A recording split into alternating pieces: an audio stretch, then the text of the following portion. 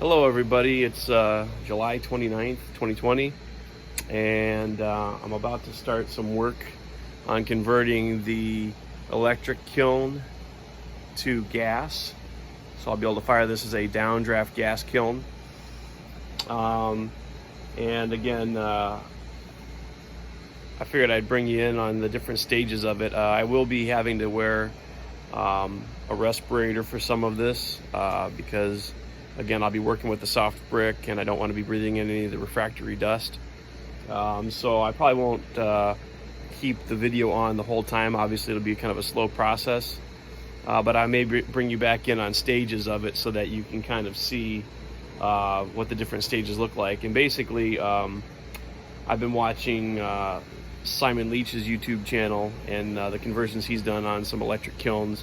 And so I'm going to be following that in a general sense. Again, I don't have exact dimensions or things like that, but I'm just going to kind of try to use the rule of thumbs that he talked about as far as matching the size of the chimney flue with the size of the inlets for the burners. I actually probably will oversize my chimney a little bit and be willing to then maybe if I need to, the chimney itself will be cut into the roof. So it'll be, the chimney flue will be built on the inside of the kiln itself, and then I will cut a hole here. I will cut a hole here in the roof of the kiln. Actually, I may end up putting the chimney on the back side. That way, when I'm loading it, I don't have to reach over the chimney all the time. But yeah, so I'm planning on building that. I just received, wow, it's so bright. I'm not sure if you can see this or not, but I got my shipment of refractory brick in.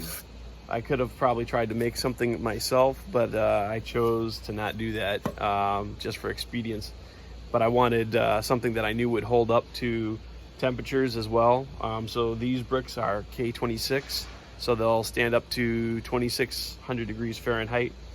And I also have some high temperature cement that I will be putting these into place with and building the chimney flue on the inside of the kiln. So again, those are the things I'll be doing. I also need to do some repair work. Hold on here, let me see if I can open the kiln and show you what repair work I have to do first. Let me put the camera down for a moment. All right, let's see if I can get a...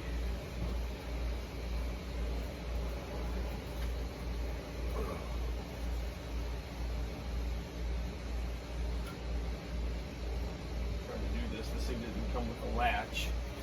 Didn't come with a latch, so I'm gonna have to find some way of maybe securing a wire or a hook or something like that above that I can just hook the handle to when I want to open the kiln so that I can work in it easily. But anyway, so it's a very nice kiln. The lady who sold it to me made me a very nice deal on it. I definitely couldn't have afforded something like this brand new. So it's in decent shape, I think, but there are, I don't know if you can see it or not, but there are along this row of bricks, and actually, I don't know if you can tell this or not, but the kiln itself is in 3 sections, and actually this is not the orientation of what it would normally be like. I just stacked it here when I brought it home. Actually, this middle section here is actually upside down, and it is supposed to be the bottom. And this is the row that really has the damage to it that I think I need to repair before firing this kiln. So it's pretty much all the way around, and it would be what would be the very bottom row of brick, the actual seal along the bottom. It's pretty significantly cracked. It's pretty significantly cracked all the way around. Sorry about the sound, folks. It's pretty significantly cracked all the way around what would be the bottom of the walls. So much so that in some places I can actually see daylight through it, which is obviously not good. But again, I have that high temperature refractory cement. So what I've decided I think I'm gonna do, I'm not gonna go the whole 9 yards right now of repair or replacing the bricks. because the bricks themselves are expensive. But what I think I'm gonna do for right now, until I see how well I like this, how well it works, is I'm gonna disassemble this kiln. I'm gonna put what is supposed to be the bottom layer on the bottom upside down. But before I put that bottom section on top of the base, I'm actually gonna line the bottom of the kiln with wax paper. And therefore, when I go ahead and push the refractory cement into the repairs along the wall, it should form a good seal again against the what will be the bottom of the kiln, and make a good tight fit so that I won't be leaking heat out. So really that's kind of my first step of what I need to do, and again I plan the exact location of the chimney in there, and how wide to make the opening at the bottom, and how I'm going to orientate my bottom shelf. Because again, one of the things to keep in mind when you have your burner inlets coming in is that you don't want a direct path real easily for the flame to go directly out the chimney flue at the bottom of the kiln without circulating. So you actually have to kind of make walls or chambers for the flame to come in and force it up into the kiln, and then allow a path for it to exit back down to the bottom of the chimney flue. So again, those are things that I've got to kind of do and lay out. So I'm going to go ahead and start on this, and I will bring you back in for a progress report. So I'll bring you back in a little bit. Thanks. Okay, so I've gone ahead and I've disassembled the different kiln rings. So I got one sitting down here. I've got the top layer. I've got the top layer and the lid sitting in the grass over there. So again, my main concern right now is to fix the defects, or repair the defects in the bottom layer. So again, what I've done, just like I was telling you, was I have gone ahead and put the bottom section in place, orientated the way I want to actually reconstruct this thing properly also, so that I know exactly where my chimney is going to be, I know where my burners are going to be, which I think what I've decided is this back section here is actually where the back hinge is, and this will be where the chimney is. So which also means that the burners themselves, again, I'm sorry if I can't, okay, I'm in the shot. The burners themselves will actually be cut out right here on either side of the chimney going in, so that as the flame travels inside, then they'll be deflected up. They'll be deflected up, back down, and then out the chimney. So, but again, as you look into the bottom of the chimney, you can see some of the cracks that I'm having to repair. And I said I think probably the worst one is just opposite here. Whenever somebody had set this section down, you can see that the metal itself is actually cracked out. There's actually daylight through here. But again, I've lined the bottom of the kiln with wax paper. So I'm going to now push the mortar into these areas that are really cracked out and try to fill that up to give it some stability. And again, I know that it will not be as having the same insulation value as the soft brick itself, but again, it's kind of a little compromise I'm willing to make just to see how this all goes. And I don't even know again how much I'll be firing, how often I'll be firing. So rather than spend a whole bunch of money on more refractory bricks, I figure right now let's just go ahead and repair these and see how that works. I think it'll be okay. So again, I'll bring you in later on in the process. Thanks. Okay, so I'd like to show you real quick too, before I start putting everything together, exactly how I'm going to lay this out. So you may have noticed from the last clip, everything's still pretty much the same. I got the wax paper down and all that. And I'm about to start my repair work to the bottom brick. However, one of the things that I was looking at is that because this is an electric kiln, it has obviously the heating elements that run in these grooves all the way around it.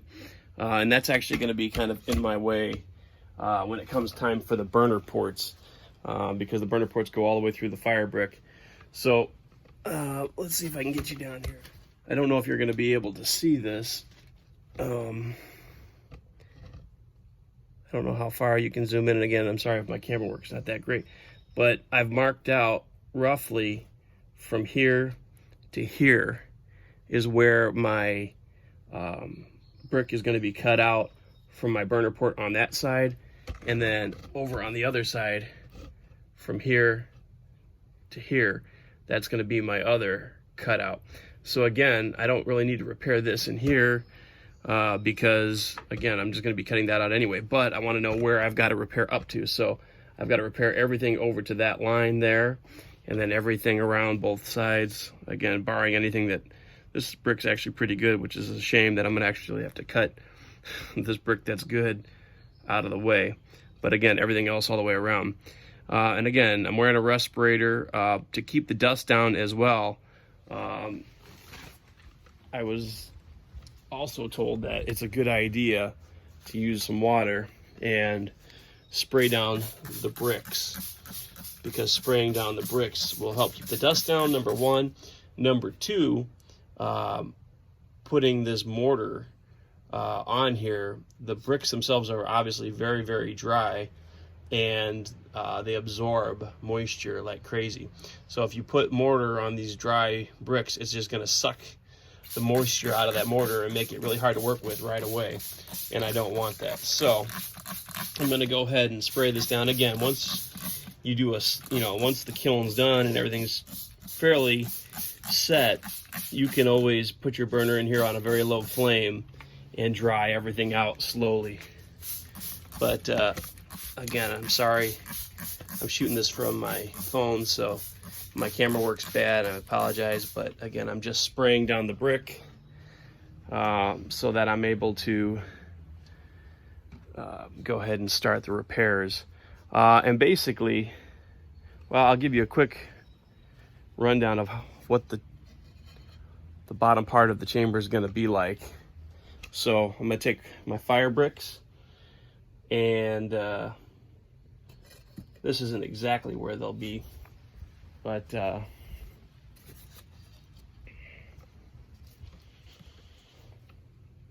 I'm gonna set these in like this, so the flame will come in on the outside of the fire bricks. I'll have another fire brick here and another fire brick over there, and then I will put some deflector brick. I'll put some deflector bricks up here so that when the flame comes in, it's forced up. On top of these, I'm going to actually put that full kiln shelf, which I'll show you guys in a few minutes how everything else is going to be configured above this bottom part. But basically, the flame will come in under here, be deflected up. On top of the kiln shelf actually is where I will start the chimney, and I'll show that to you. I'll start the chimney above it, so really the flame isn't going to want to come back down into this area because there's going to be nowhere for it to go. It's going to want to come up, and then it's going to want to come back down into the chimney flue on top of this kiln shelf that's going to sit here. So I'll show that to you in a few minutes. Okay, and so now I'm going to show you what the actual chimney will kind of look like. I don't have anything cemented into place, but I just kind of have the chimney bricks dry stacked in there, and I wanted to make sure that I had enough chimney brick, soft brick, to make the chimney. So basically, if you look down in there now, obviously I don't have the last piece in there because it was standing on end and it was way too tall, but you can see that along the back wall there, that's where the hinge is. So the flames obviously will be coming in underneath this bottom shelf, and then they will come up on this front wall closer to me, and then there'll be a chimney flue down there at the bottom of the shelf, and then the flames can work their way up, and then again I will cut a hole in the top of the lid so that they will be able to get out. And I've done my measurements, so you can see down what will be again the base of the chimney down there. I've done my measurements, and it looks like my measurements here are about, I think I measured 13.5 inches from side to side on the brick, and let's see how wide. I think it was like let's take a look here. Let's not guess. Okay, so that's 2.25. And I think again, let's take a measurement, but I think it was like 13.5. Sorry, I'm kind of trying to do all this one-handed here.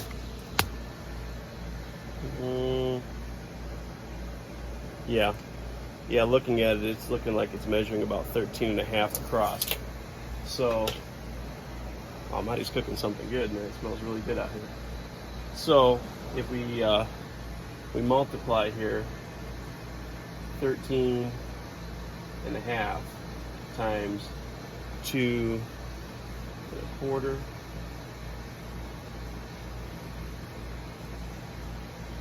So we're looking at, well, it's more like 2 1/8 actually. I think it was 2.125 times 13.5 equals 28.6 square inches of space. My burners themselves are the diameter of the burner. The diameter of the burner is, sorry, I don't know if the light's very good. The diameter of the burner here is just under 3 inches. So I reckon that I will probably make the hole, you want to make it a little bit bigger so that you get some secondary oxygen into the chamber along with the flame. So that being said, I probably will end up making the openings at least maybe 3.25 round. So again, kind of figuring out, and again, it's going to be round, not square. Well, actually I haven't really decided. Maybe I will do it square if it's just easier to cut that way. But this soft brick is actually pretty easy to work with. So again, I honestly don't think it's going to be too big of a deal to get it to whatever shape I need it. But I mean, even if it was square, so you're talking 3.25 by 6.5, because there's 2 burners, so there's one on each side. So if we multiply that out, 3.25 times 6.5, that gives us an input of 21 1/8 square inches. So obviously, again, my chimney is way kind of probably built oversized for what I need. But again, I'm not that worried. I'm not doing super big pieces. And as you can see down there, I mean, that's still quite, even with the chimney built on the inside, that's quite a lot of room to put shelves and pretty big works of art. I mean, I don't foresee that I'm gonna need much more space than that. So again, the chimney is actually probably oversized for this, but that being said, it's always possible to dampen the chimney down. So again, if she's burning, I'm finding that I'm burning way too much fuel, and it's you know, I'm not getting good reduction and things like that. I can always take this brick, you know, on the lid and just kind of block off some of the air and dampen down the chimney, and that will again easily solve the problem. So anyway, again, I still need to repair the bottom brick of this kiln, but I kind of needed to see an idea of this thing in place because I couldn't visualize exactly, you know, the chamber underneath or how the flame would actually travel through the wear chamber. So now that I've actually seen it, I'm going to go ahead and now take all this back apart, and I'm going to continue. I can actually see where the burners need to be cut, because again, I don't really want to fill that with cement when I'm going to be just cutting it out anyway for the burners, for the burner ports. So now that I can see where it's at, I know what I need to repair, where I need to actually use the cement, so I'm not wasting the cement or my time. And we'll go ahead and start making the repairs to the kiln. All right, bring you back in a little bit. Okay, so we've done a little bit of the repair work that needed to be done. I mixed up the mortar. Let me show you what we got done here. Man, it's really hard to see. So you can see the dark line, and it's pretty much, I'm sorry for the camera work, y'all, but it's pretty much all the way around.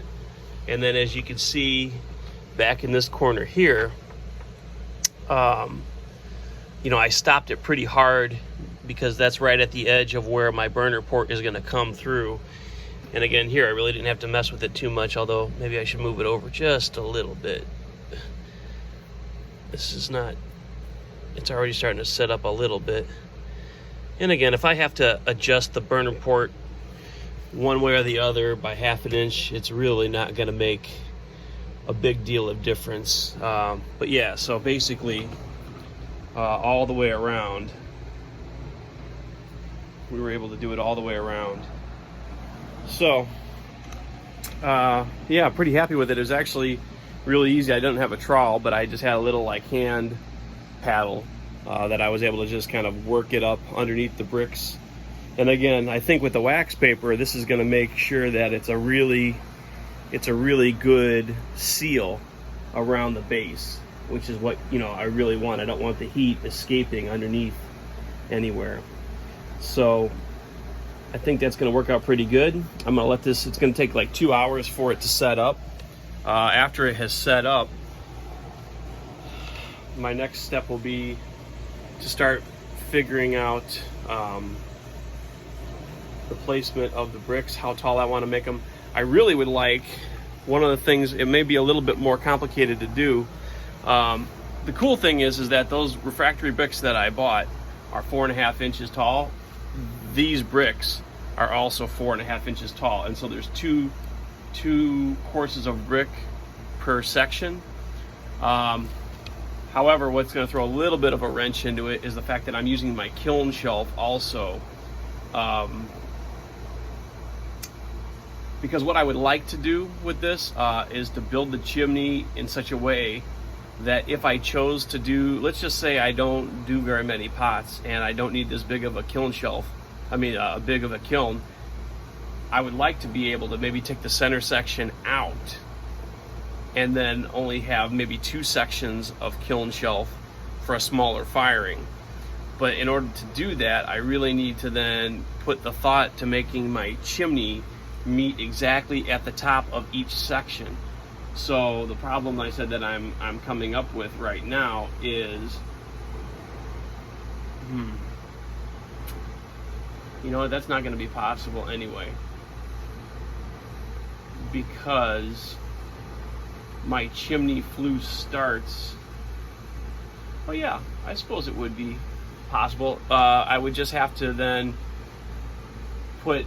take the top section off, because the second section is a pretty critical section, because it's the start of the chimney flue is actually right, oh no, it's right here in the first section. So yeah, no, I could take either section out, the middle or the top. I'm sorry. So I'm still trying to visualize how this is going to be, but basically I want to be able to have the sections of chimney match perfectly with the top and bottom of each section.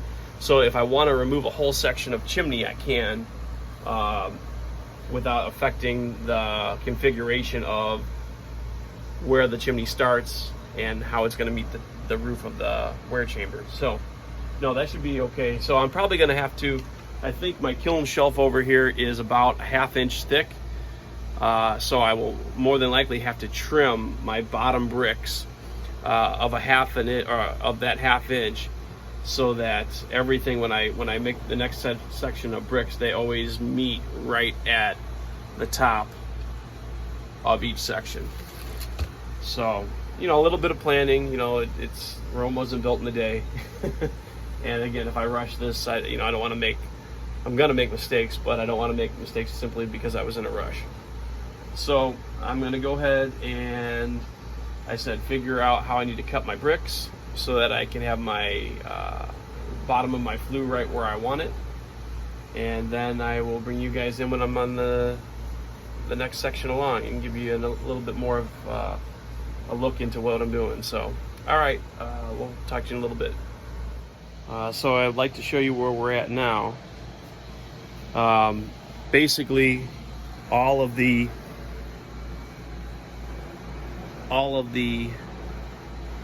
mortar work is done. Came out really well, and as you can see down here, we're also able to carve in the burner ports. So this will be the spot in which I'll have 2 burners going in.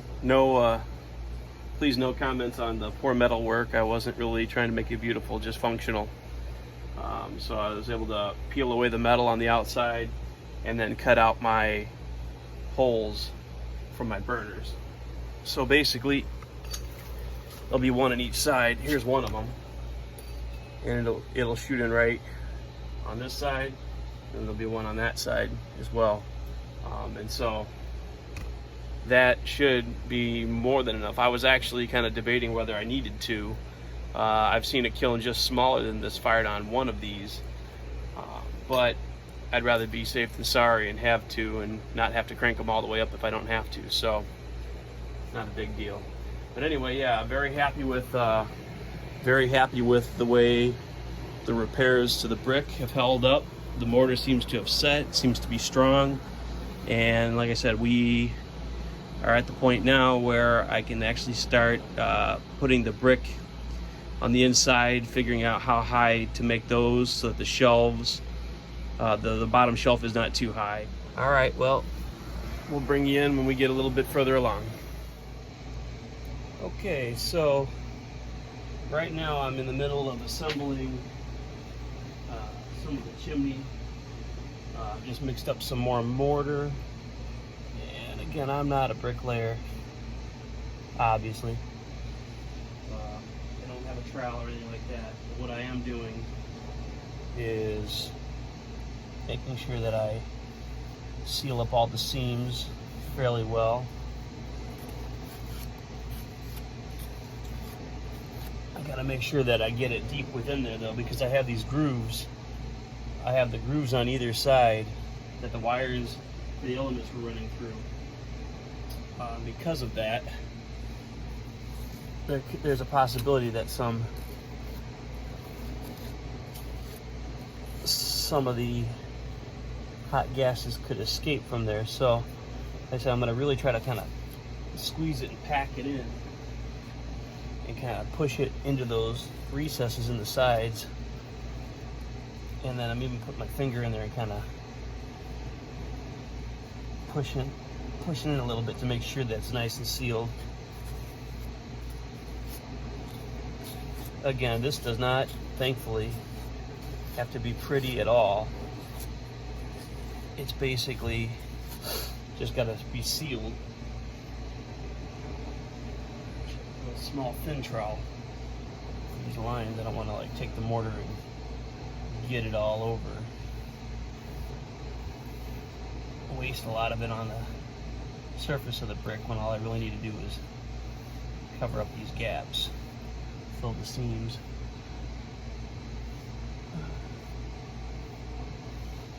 And after going back and forth and thinking about how hard it would be for me to figure out exactly how to make these seams really perfectly tight if I was to take this apart, I've decided against it. If I decide at some point to move or go to something different, I'm gonna have to take this apart and put it back together again. So I'm not gonna be taking sections out and trying to fire it like that. This is gonna be too difficult.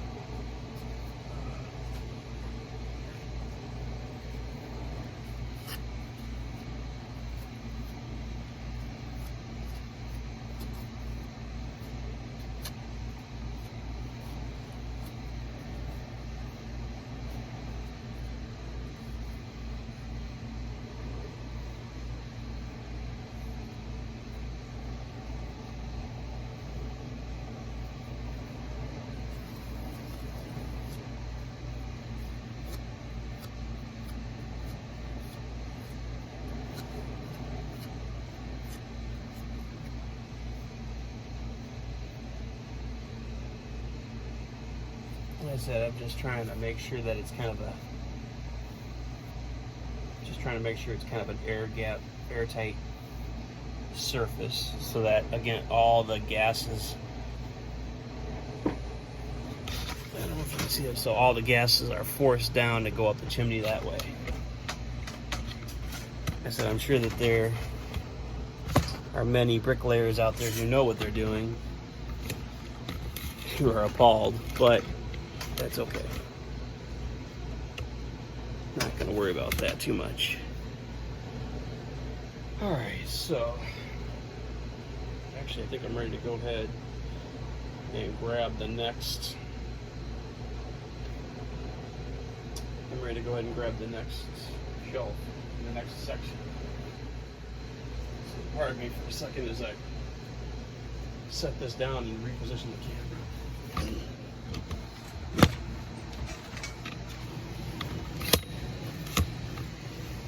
The thing is, I don't know if this is going to be tall enough.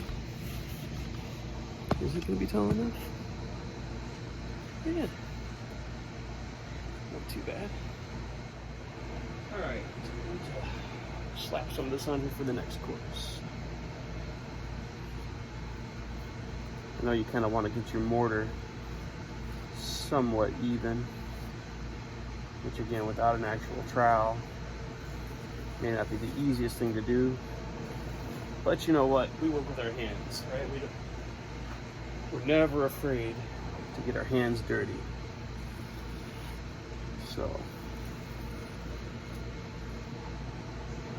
that's actually not too bad.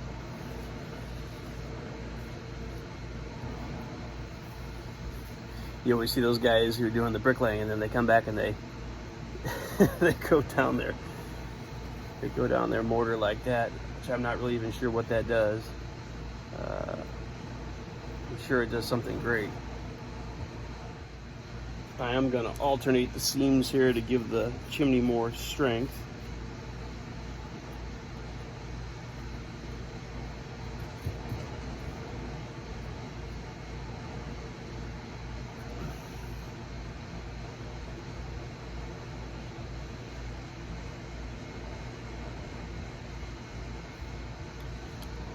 I don't really have a lot of room here on the side, so I'm not going to put a ton of mortar on this edge.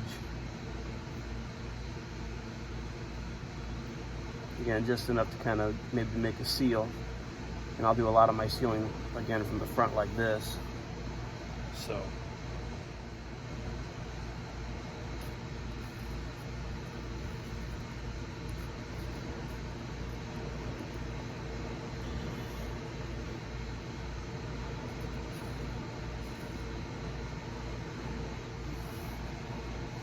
oh dear, that's right, I forgot something. Not crumbs. I'm gonna have to pull that brick off for a second and work quickly, because what I have forgotten is that these electrical elements are in the way, and again, they are definitely gonna stop me from getting a good seal. So I have got to pull these out. I'm sorry about this this camera work here. But in the sake of time, because my mortar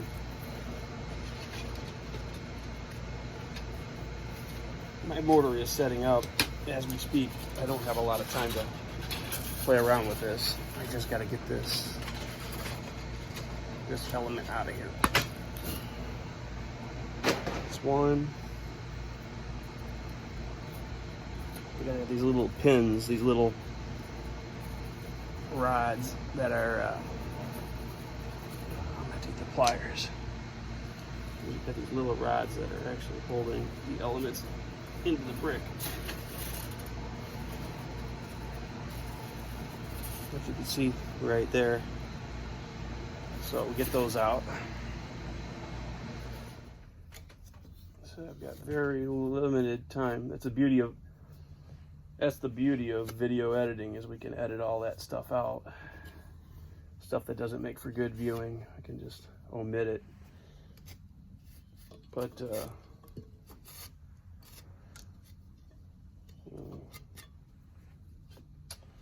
all right, so let's get these bricks back in place.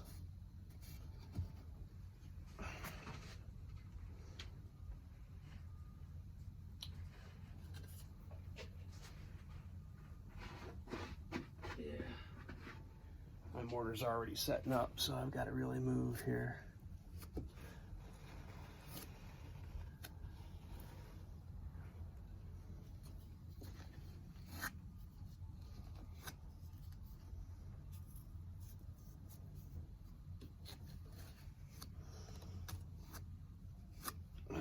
But it's going fairly well.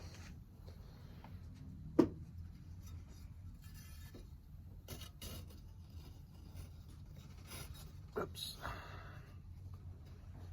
He says as he knocks things to the floor. But no, it's actually going pretty well.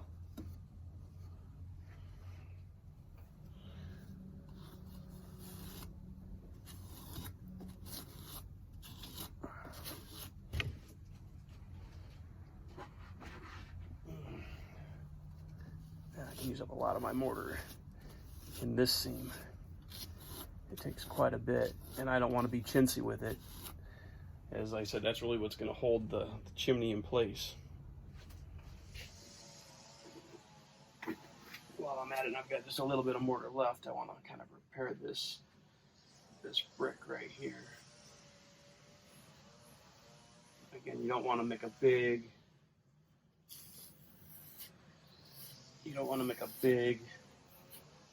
lump of mortar here, because again, this is an edge where the lid is going to close, and you definitely don't want any pressure on those bricks. But just a little something to kind of hold that loose bit of brick in place.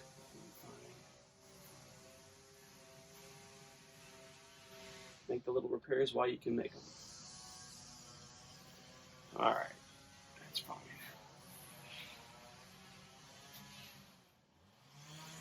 Yeah, so again, this is kind of what we got right now. Looking down there into the kiln. That is the outside, oops, sorry. That is the outside of the chimney. Sorry, I'm making you a little seasick here. Sorry about the camera work. And then from the top side, looking down, you can see that's going to be the inside of the chimney where all the exhaust for the kiln will come out. So again, the whole point of this is that the flames will come out from underneath the shelf. They will hit the back wall. They'll come up into the kiln, and then they'll be forced back down. They won't be able to escape. They won't be able to escape right here, because again, this is going to be sealed up against the lid of the kiln. So the only way where for the flame to go will be to go back down and actually exit out through the chimney, and that should give us a good circular motion of flame in here, which should give us a quite consistent temperature throughout the kiln, hopefully. That's the plan. Okay, so I have finished off the top of the chimney. It was a really tight squeeze with the last little layer of brick. It was probably like ½ an inch of brick, which I really didn't want a real weak top to the kiln. But what I tried on the top of the kiln to get a good seal against the roof, because again, we don't want a lot of air moving ways in which we want to direct the gases to flow. You know, we want to direct the gases to flow down the bottom of the chimney and come out that way. We don't want them to escape through any other little exit points. So we need a good seal with the chimney against the roof of the kiln. So what I did is I employed the same kind of trick that I did for sealing the bottom, was the wax paper, and it seems to have worked really well. Let me show you how it turned out. So sorry, my light is in the way a little bit here, but so you can see the wax paper on there. Basically, I did my last layer of brick, and then I did just a little bit of mortar on top of that, and then I put the wax paper over it, and then I put the lid back on and sealed it back down. And as you can see, we got a pretty nice even layer. So tomorrow, really the only task I have besides letting this set up is that I will need to cut the hole in the roof, which again, I'm going to have to measure it very carefully. This is one of those things where you pretty much got one shot and you better get it right. I may even to start off with. I may even make the hole a little bit smaller and work my way bigger as I go, just to make sure that I get this right. But yeah, so one day's work, and it looks like, you know, again, I'm pretty happy with the results. You know, I got the holes open in the bottom for the burner. I got that bottom shelf in, and again, I put the chimney on those little blocks. I'll remove those blocks once the mortar dries at the bottom there. Again, I want the gases to go up that direction, but I also wanted to be able to, at times, maybe to pull that shelf out if I needed to. So, and again, if I find maybe that hole is maybe too, you know, letting too much air in, or not in the direction that I want it, then I may go ahead and actually close it off a little bit, but restrict the opening of the flue down there. But again, unless, you know, again, I'm new at this, it may turn out that the air needs to be moved in a more constricted manner.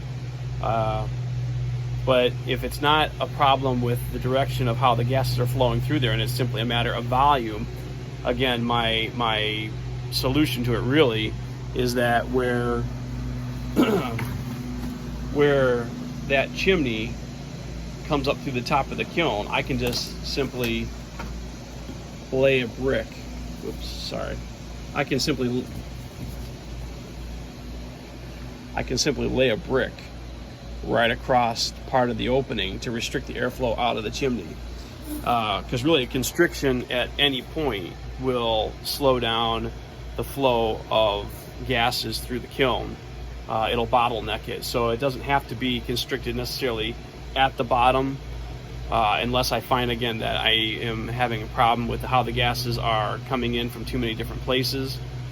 But yeah, if it's just a matter of flow, then I'll go ahead and maybe lay a brick across part of the chimney on top of the roof while I'm firing it, and I think that'll solve the problem. So, all right, well, it was nice having you guys along with me on this kiln remodification from electric to propane, and look forward to firing it in the near future. So we'll show you the results then. So until I see you next time, don't be afraid to get your hands dirty, and I'll see you later. Bye.